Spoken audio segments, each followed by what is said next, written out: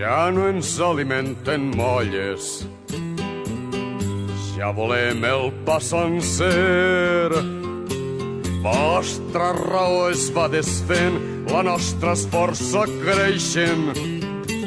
Les molles volen el vent.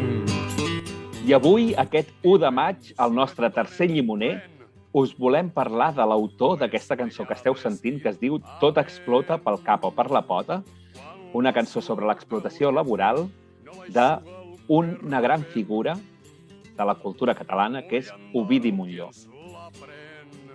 I sí, amigues, avui al llimoner volem parlar d'Ovidi Montllor, però és que Ovidi Montllor té una obra molt extensa, va ser una gran figura, a més va ser una persona polifacètica, molt rellevant, molt influent, encara amb les obres culturals que es fan a dia d'avui. Va ser actor, rapsoda, poeta, cantant, però ens volem centrar en alguna faceta concreta de l'Ovidi Montllor i ens centrarem justament en l'estreta relació que hi ha entre Ovidi Montllor i el cabaret. I per situar-nos una mica, anem a explicar què és el cabaret, perquè el cabaret no és un estil de música. El cabaret és el nom que rebien aquells espectacles que es feien a Alemanya, aquell temps entre guerres, on hi havia subversió, transformisme, paròdia.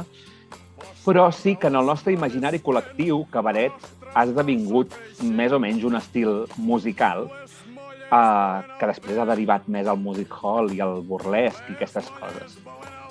Però qui és Ovidi Montllor?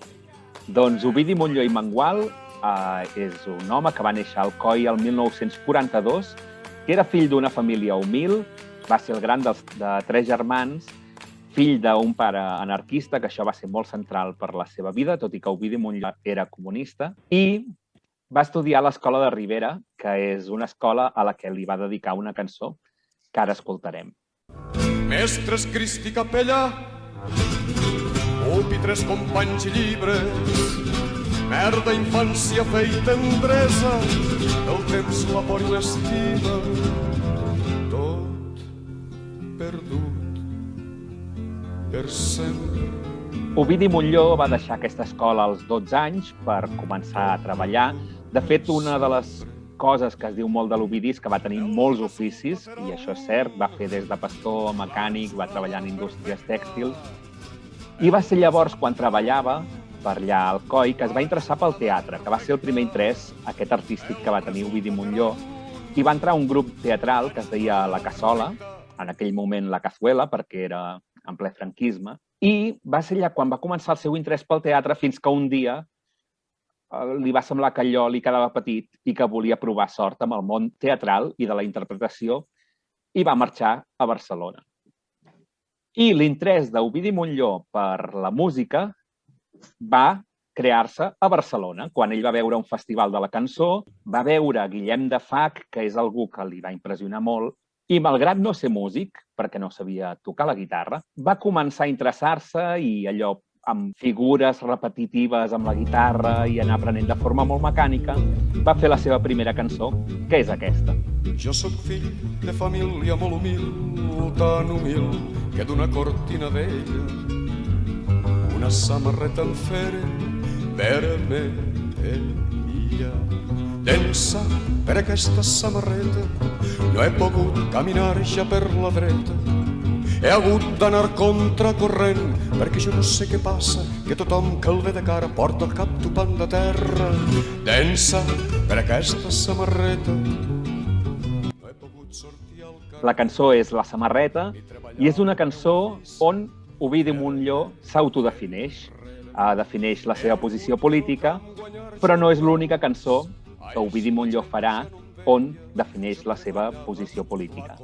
Això també ho fa més endavant amb la cançó del Cansat, que és la cançó que ara sentirem. Per senyera, senyors, 4 barres, per idioma i senyores català, per condició, senyors, sense terres, per idea i senyores esquerrà.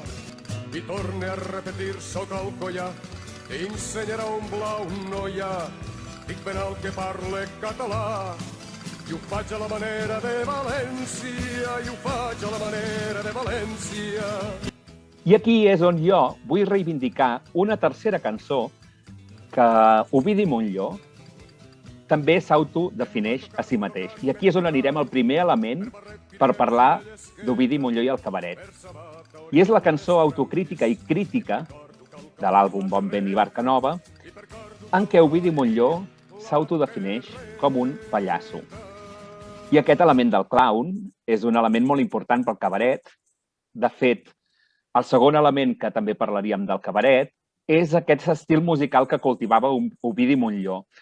Ovidi Montllor es va relacionar amb músics com Quico Pi de la Serra i Toti Soler, que són molt centrals per ell, però va rebre aquesta influència de Guillem de Fac, que també va ser molt important per ell, i ho notareu si sentiu aquesta cançó que es diu Cançoneta Juganera 2, on es posa experimental. Carn estripada, amb un pit grassonet i l'altre sec. 3 dents de dalt del mig li eren mancades. Reia amb boca gran, un ull plorava. Tot el ventre i baix ventre un gran forat. Una veu barrejada de granota i de corb. Sonava quan sonava i quan ho feia fort. Molts milions de persones patien la visió. I ni una sola matava aquella encarnació. L'Ovidi Montllor va jugar amb aquests estils experimentals, amb una certa psicodèlia, i va cultivar aquest estil cabareter de la seva música a través de diferents elements. Per exemple, de l'element instrumental, fent servir el casú a la Fera Ferotge, de l'element de la fanfàrria a la cançó Gola Seca, de l'element de la música de circ amb la cançó Els Banyetes, del teatre musical inclús, amb Bogeria amb números. I un exemple que escoltareu a continuació és la cançó, que ja notareu l'estil cabareter d'aquesta cançó, que es diu Sol d'estiu. L'estiu, el mar, el sol i tu.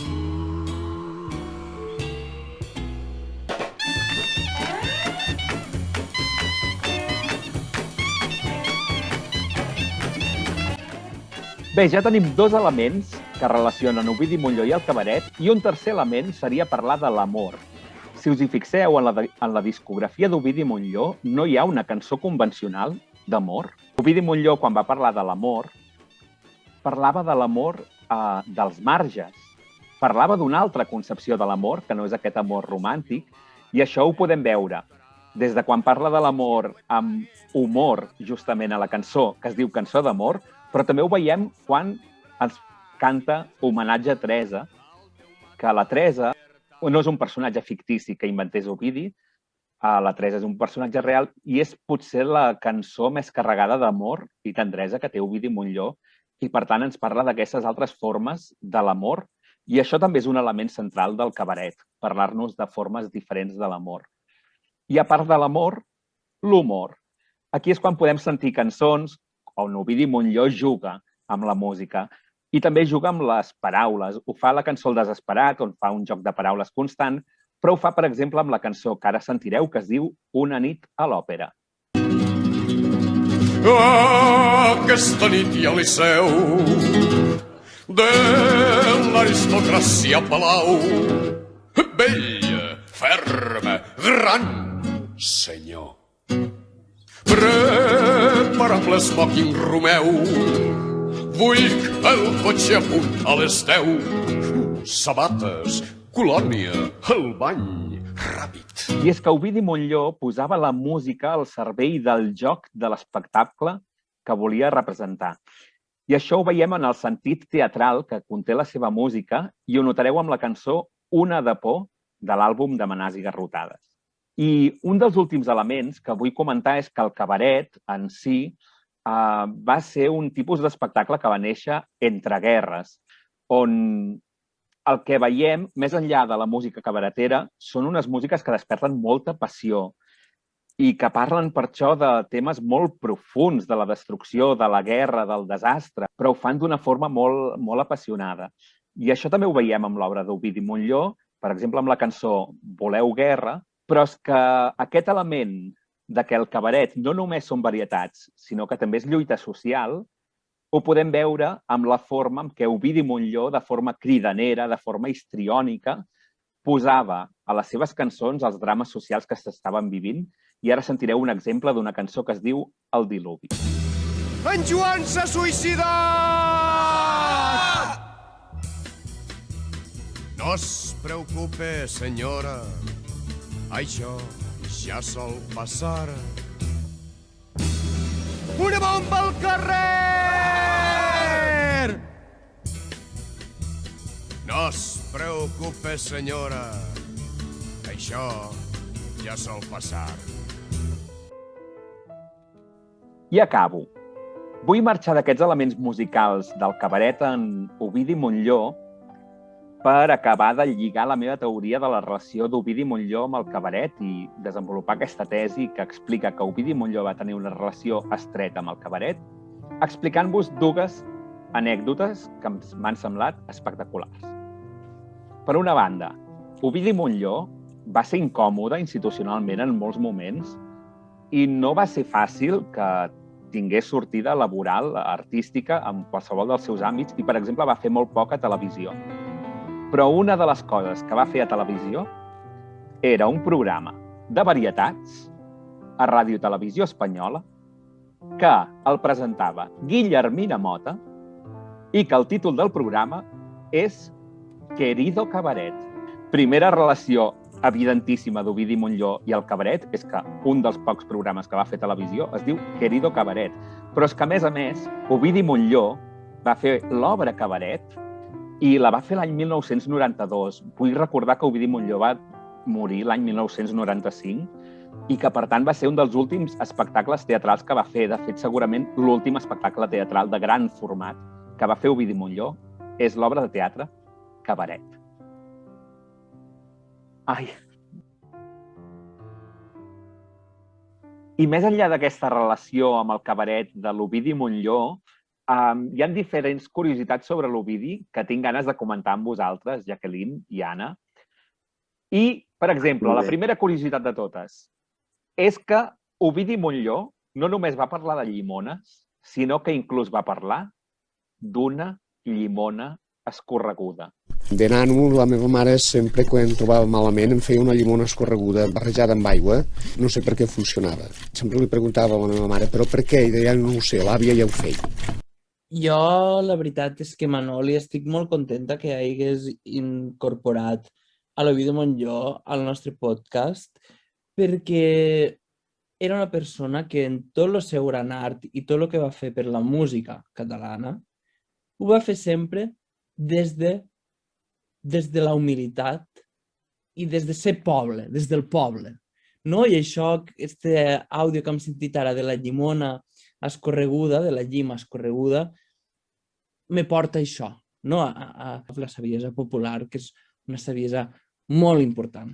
I també, aprofitant que, a més, aquest és el tercer llimoner i que surt el dia 1 de maig, vull que escolteu l'explicació que Ovidi Montllor feia en una entrevista a TV3 sobre què explicava la cançó La Fera Ferotge.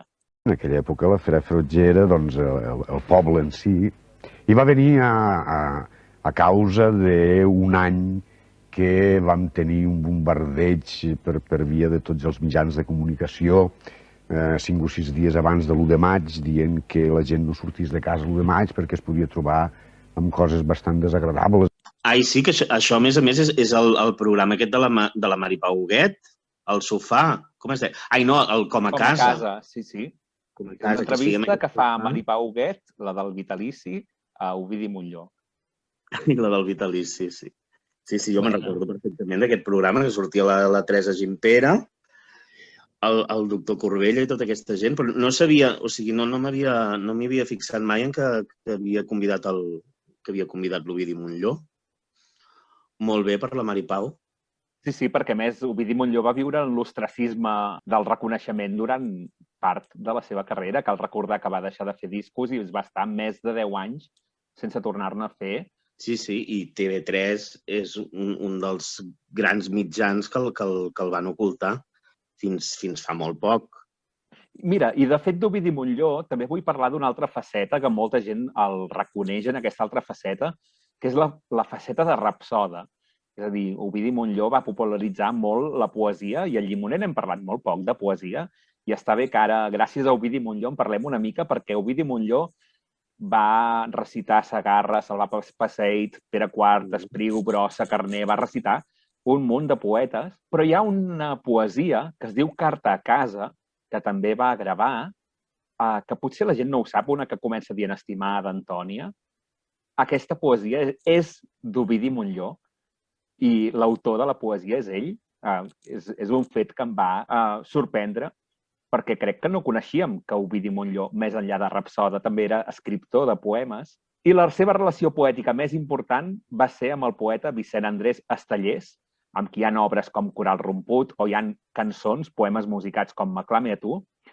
I Núria Cadenes, que és l'autora de la biografia d'Ovidi Montllor, va fer unes declaracions en un documental explicant d'aquesta manera la relació entre Ovidi Montllor i Vicent Andrés Estellés. Amb Vicent Andrés Estellés tens aquesta sensació de que s'han trobat dues forces de la natura i de la paraula i de la cultura i això és el que van significar tots dos, la trobada de tots dos. És aquest Estellés, quan l'Ovidi li telefona perquè li ha enviat la seva recitació dels amants i l'Ovidi està amb aquella cosa que tenia ell, que era tan tímid i que sempre tot li semblava que no estava prou bé i li diu, bé, doncs què t'ha semblat? I Estellés li diu, lladre, que m'has furtat el poema. Aquesta expressió és una descripció perfecta del que feien. Ai, m'encanta aquest ímpetu de la Núria Cadenes, vull dir, sempre que s'expressa amb aquesta potència. Ai, sí, realment ho viu molt. No, però està molt bé el que explica, vull dir que és molt il·lustratiu, no? Que li diu, o sigui, la floreta aquesta que li llança l'Estellés dient-li lladre, no? Que sembla que no sé, que trobo que té com molta gràcia, no? Això de dir-li lladre com dient, és que ho fas tan bé que sembla que m'ho hagis robat directament, no? Bueno, a veure, els valencians són una mica hiperbòlics, tot s'ha de dir. Però sí, realment les adaptacions que fa d'Estellés, Ovidi Montllor, són boníssimes. Jo la meva preferida és la de M'aclame a tu. Me la fico quan estic enlloradissa de la meva terra. I a mi una de les coses que em fa gràcia d'aquest tall, i de fet tothom que va conèixer l'Ovidi Montllor ho deia, és que Núria Cadenes diu que Ovidi Montllor era tímid. I, de fet, jo crec que aquesta timidesa, com a molts altres actors i personatges, li donava un punt molt important, un punt molt sexy. Entre aquesta veu així tan viril, la timidesa i l'atractiu físic, que jo li veig, i l'art majúscul que té, com a cantant i com a actor i com a tot, jo crec que li dona una potència i una bellesa i això, un punt sexy molt fort. La timidesa és un dels pilars d'aquesta força eròtica que desprèn. I això, Ovidi Montllor es va dedicar a l'actuació. De fet, es van fer populars molts papers que va fer al cinema. Per exemple, Furtivos, que és una pel·lícula de l'any 1975, on interpretava un personatge molt primari que, a més, se li veu el cul a la pel·lícula i això va ser d'un impacte mediàtic important en aquella època. I una altra pel·lícula que també va ser molt icònica és La fuga de Segòvia, justament per una escena en què Ovidi Montllor, que fa d'un pres polític català, al menjador canta la cançó del Rossinyol. Sí, jo la recordo perfectament. De fet, t'ho anava a comentar abans. I l'escena aquesta és que és... Pell de gallina. I també fa aquest paper de tímid. Vull dir, ja pel personatge, però ho broda. Un pres polític així crec que és anarquista. I quan canta aquesta cançó és que és impressionant en aquest moment. I molta gent, com que sap que Ovidi Montllor era cantant i que també era actor, de vegades pensa que la seva forma d'interpretar s'alimentava l'una de l'altra, que no deixava de ser el mateix. Però ell, quan ja tenia la veu més desgastada, va fer aquestes declaracions quan li van preguntar si era el mateix interpretar cançó o interpretar en... No té res que veure la interpretació cantant a que tu siguis actor, en absolut. És un altre tipus de gesticulació, és un altre tipus d'actuació. Molta gent es pensa, clar, l'Oví és actor, per això quan canta resulta que ho fa d'aquella manera. No, no té res a veure. Ai, que interessant això que explica, no? Vull dir, jo de fet pensava això que diu que la gent es pensava que actuava una mica quan cantava. Jo de fet, sóc una d'aquestes persones. Jo pensava, dic, ai, mira, sí, es nota que és actor perquè està fent com una mica de teatre. Vull dir, jo no ho veia negatiu, però jo pensava que feia precisament això que explica que es pensava la gent.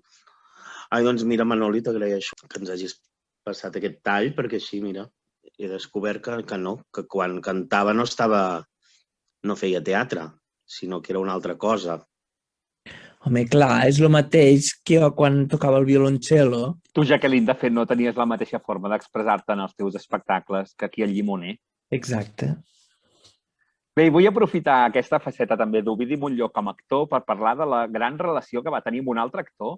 Amb el Luquet hi van fer una obra de teatre que passava en un forn i que interpretàvem en forma de tàndem, és a dir, només ells dos, i que va ser una obra d'autor, una obra que van fer construir degut a la seva amistat perquè volien treballar junts, no? És a dir, ells van demanar que volien fer una obra plegats i aquesta obra es va escriure a través d'aquesta primera idea, que és que el Luquet i l'Ovidi Montllor volien treballar junts. L'argument era que la relació entre dos personatges determinats... Sí. Era en aquests dos personatges. Nosaltres vam ja dir que fóssim oncle i nebot i que l'oncle fos una persona dominant i el nebot fos una mena de senyor que té una mica un punt blau, que en diríem. M'encanta aquesta expressió i sí, és veritat, per dir que algú és amanerat o gai, que té un punt de blau o un punt blau, sí. Això surt us ho recomano molt, un blog sobre argot board, que es diu, no? Que és tot un argot així LGBTI, que crec que encara es pot trobar a internet.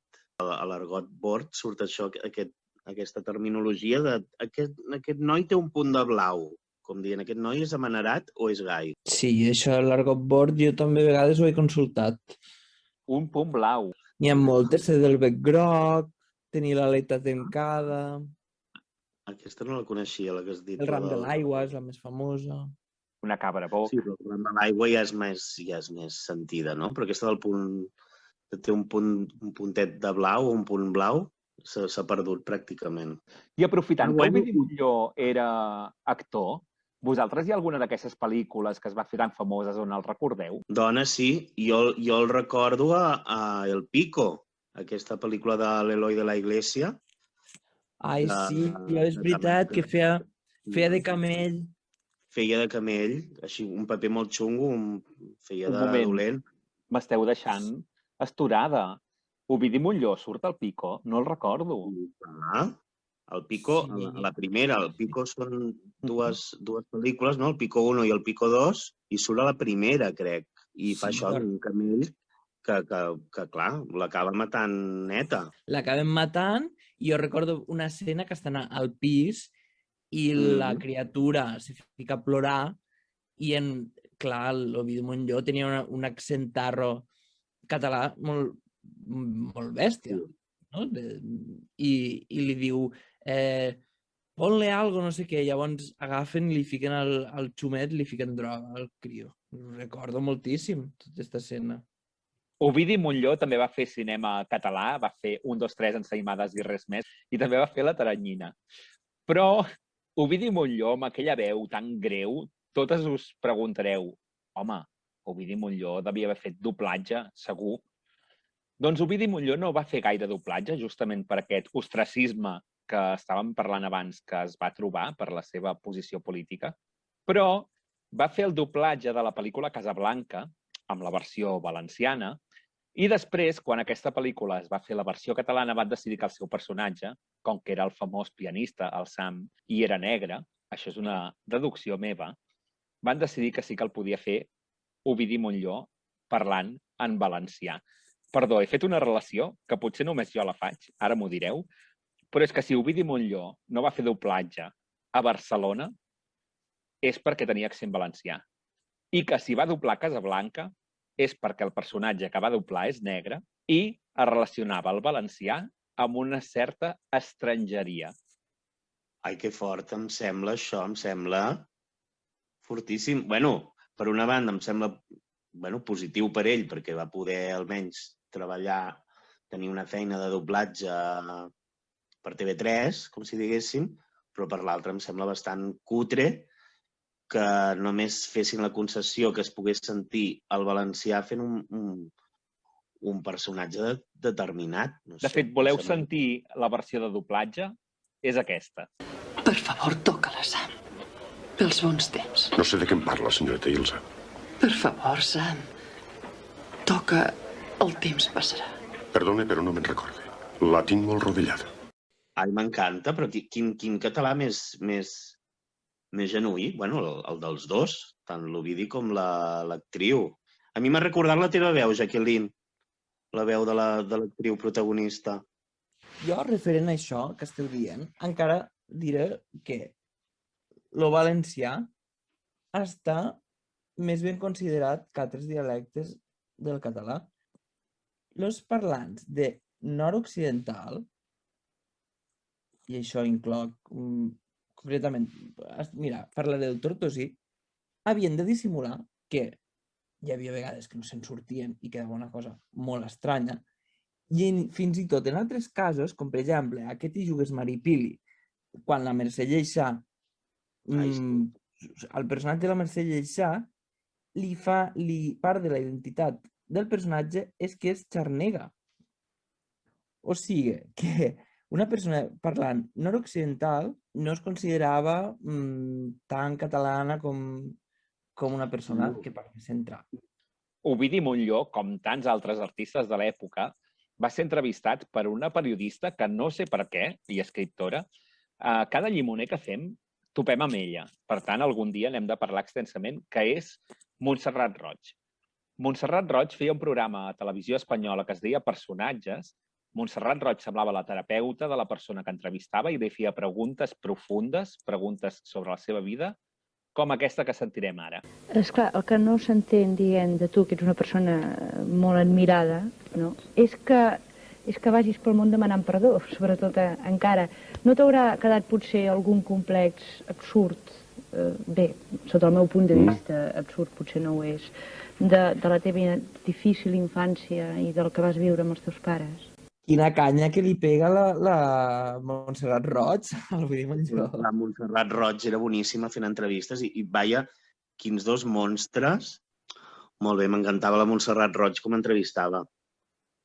I aquí un cop més allò que dèiem abans, l'Ovidi Montllor fent aquest posat de tímid, vull dir, no, que jo crec que no ho feia forçat, que jo crec que era realment tímid. Sí, a l'entrevista està com un cadellet. És que jo crec que lo devia imposar la Montserrat Roig, perquè realment les seues entrevistes són genialíssimes. Van perdre prematurament a una gran periodista, escriptora, feminista, i jo recordo, per exemple, molt l'entrevista que li fa a Salvador Espriu. Era molt psicològica la Montserrat Roig a les entrevistes. I ara m'heu fet pensar també, bueno, busqueu l'entrevista a Joan Fuster, un altre valencià il·lustre i important i a tenir en compte. Bé, doncs, per anar tancant el tema de l'Ovidi Montllor, sí que volem fer les últimes recomanacions, que serien, per una banda, les literàries, que aprofundeixen en la biografia d'Ovidi Montllor. Ovidi Montllor, un obrer de la paraula, de Jordi Tormo, i l'altre és el llibre L'Ovidi, de Núria Cadenes.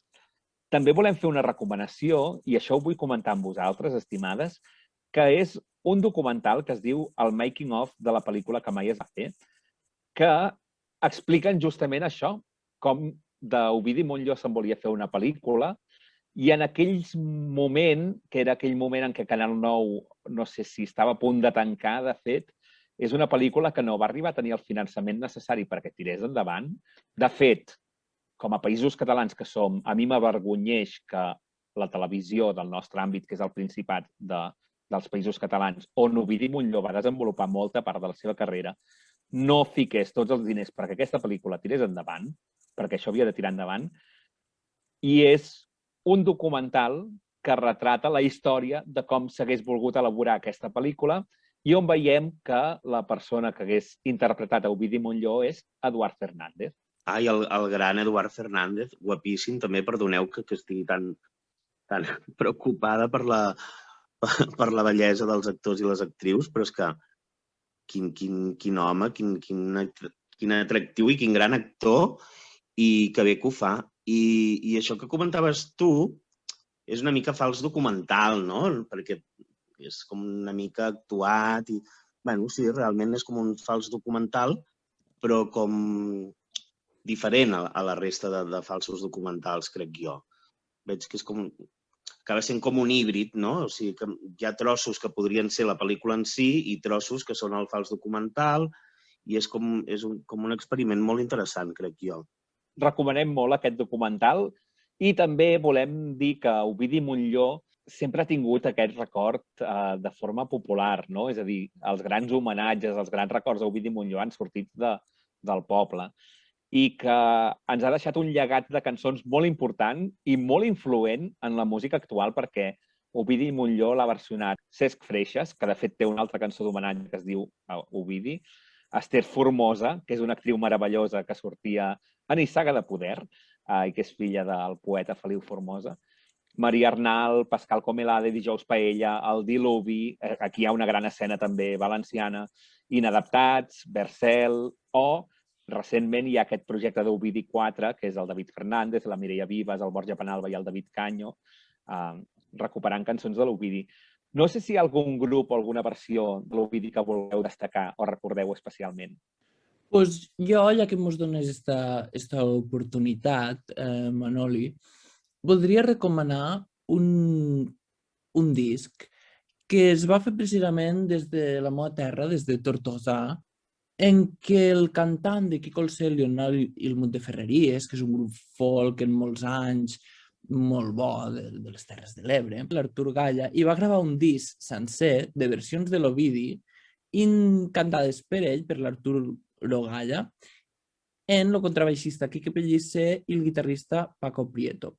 I dins d'este recopilatori, en les cançons més importants d'Ovidi, també participa el Pep Jimeno Botifarra, que jo soc ultra fan, per a mi és ja no només de la música folk, ja no només catalana, per a mi és un dels cantants dels països catalans més importants que hi ha actualment, i participa en este disc de l'any 2013, 14 o així, que es diu Gràcies, Ovidi.